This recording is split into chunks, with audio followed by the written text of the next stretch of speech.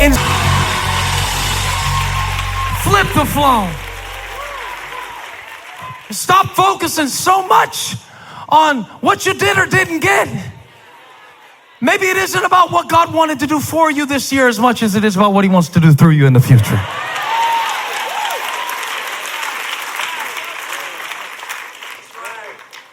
Because I sense a little bit of confusion, I'm gonna be honest with you. It's like, all right, Pastor Steve. This is inspirational. Don't get me wrong. Admire your enthusiasm. But you said, come through dripping. And the text said, verse 29, the text said, I'm staying in this voice. The text said, they came through on dry ground. See, it's right there in the...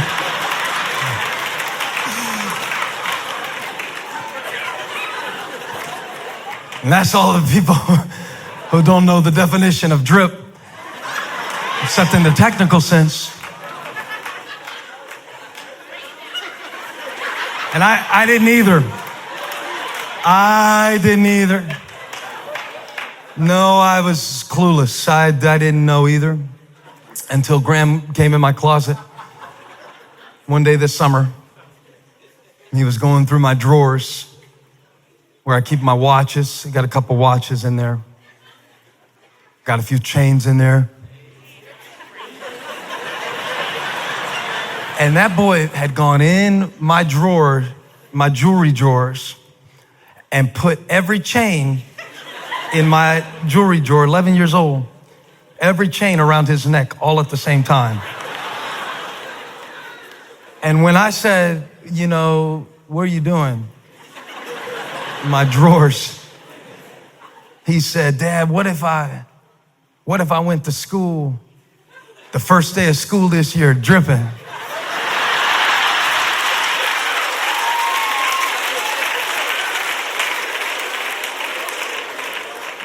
And I'm so clueless now. I'm really not as cool as some of y'all want to give me credit for. You just project your own coolness onto me. I am not cool. I'm a little Bible preacher from Moncks Corner, South Carolina. To which I said, is it going to be raining? Probably better dry off. You probably not better go to school dripping. He said, no, Dad, dripping. Like drip, drip. Like Cardi B. Like Offset. Like flexing, like dripping.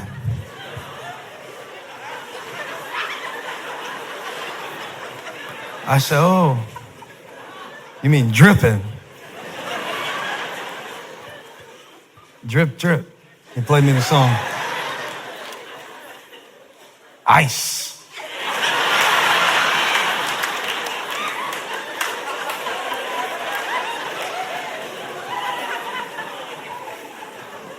Real quick. That's nice. Can I have it? Can I have it? Yeah, thank you. Appreciate it. Thank you. That's nice. Can I have it? Appreciate it. That's nice. Can I have it?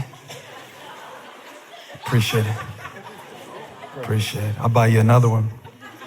God's gonna honor your faith. Can I have it? Everything you got, can I have it?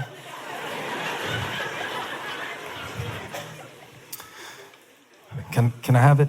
Not the wedding one. That's sketchy on every level. Can I have it?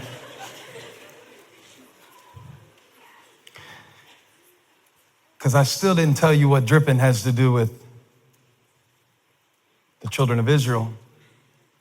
And I understand that it's a little confusing because typically when this passage is preached, all that we ever really talk about is what they went through. 430 years of oppression. And after that, the plagues that they endured, and the time at midnight when the angel came through and struck down the firstborn of Egypt. But if they had the blood on the doorpost at midnight, when the angel came by, if they had the blood on the doorpost, when the angel came by at midnight, if they distinguished themselves at midnight, the angel passed by them. And when Pharaoh finally let the people go, there is one thing that I've seldom heard mentioned in messages that I always found odd. And to really understand how the people of God not only went through the Red Sea, but how they came out of Egypt, you need to see something in Exodus chapter 3. When God first spoke to Moses that I think is so important for us to understand tonight before we leave 2018.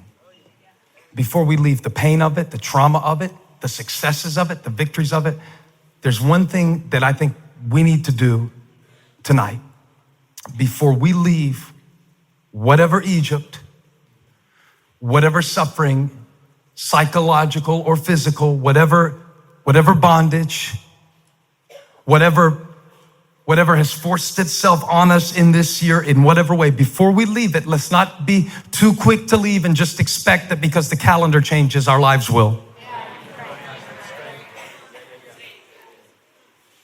And it's really interesting what God said to Moses. He said, go to Pharaoh and tell him, let my people go, and tell him that you're taking all the livestock to sacrifice to me in the wilderness, and tell him that you're going for a 3-day journey to sacrifice to the Lord your God. And he's not going to let you do it, but you got to be resilient. He's not going to let you go easily because you're valuable. Freedom isn't going to come with a good feeling. Freedom is going to come by force and focus and frequency. By force and focus and frequency. By force and focus and frequency. Deliverance isn't going to be a magic trick in your life or my life, no more than it was for the nation of Israel. There will be a discipline of sustainable deliverance in each of our lives, because God will give us the way of escape, but he will not let us choose the way of escape down the road of ease that we might select in our most comfortable moments.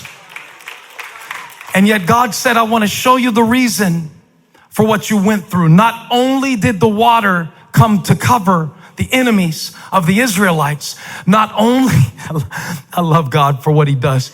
He uses what I went through to set me free from where I came from.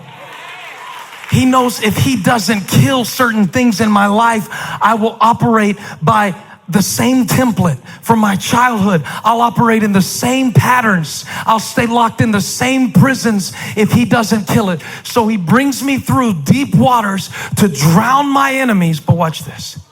He said, before you go, I will make the Egyptians favorably disposed toward this people, so that when you leave, I wonder, is this true in 2018?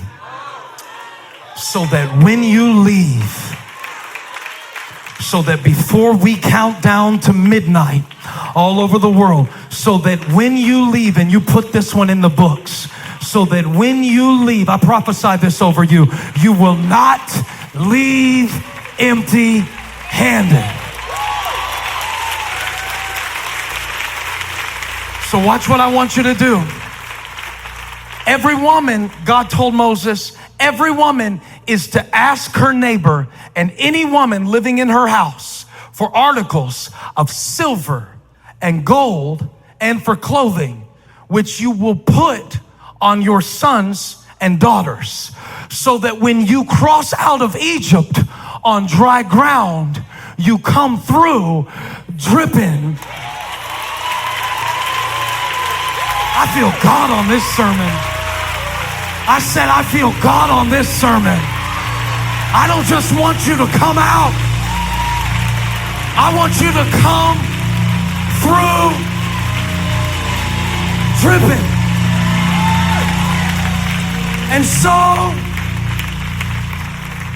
you will plunder the Egyptians. By the way, y'all, we called this a praise party, but it's not. It's a praise plunder. We got to make sure before we leave 2018, we get everything that God has for us in the form of a blessing, in the form of a lesson.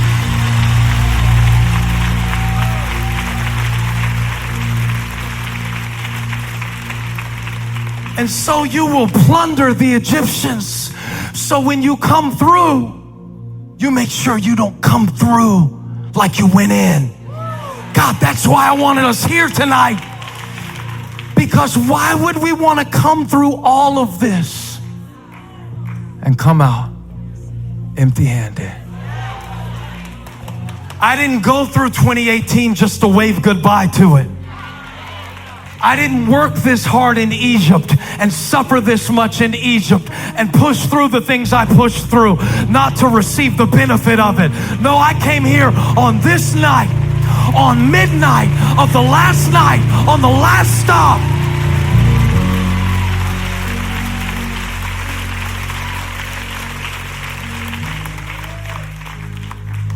Because I want to come through saturated.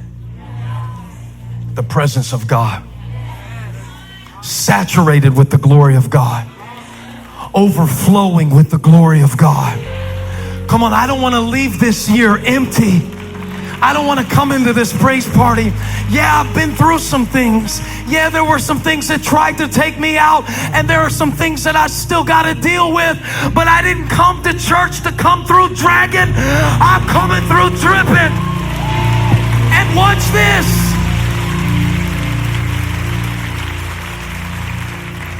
It doesn't mean I wasn't disappointed. It doesn't mean I wasn't disappointed. You can be disappointed and still come through dripping. You can be like Samuel, the prophet who prayed for Saul and coached Saul and mentored Saul. And there came a time where God rejected Saul, which the people had chosen. And Samuel was so hurt about it that he wasn't even sure if he wanted to go on when he saw how little his investment had yielded. But God told Samuel something that it was in my heart to say to you before we hit midnight.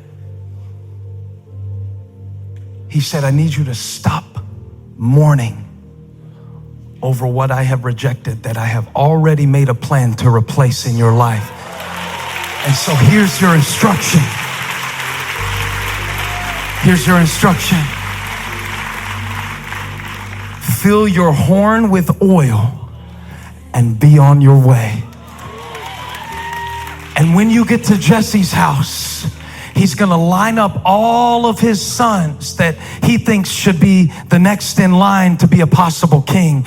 But don't look at it like people look at it. Don't look to see who's the tallest or who's the strongest. I need you to stop judging your life by what you can see and take that oil and take that joy and take that strength that you've got left and take those lessons that you learned this year. And when I tell you it's the one, I want you to empty that cruse of oil on his head. Now, David wasn't even in the room when they started lining up sons. He was overlooked. But by the time God spoke, he went back to the sheep field dripping. Why? It's not what people do to you. It's not what people see in you. It's not what people have said about you. If the oil of God is on your life,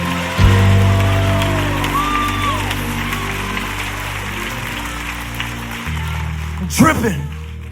I'm dripping.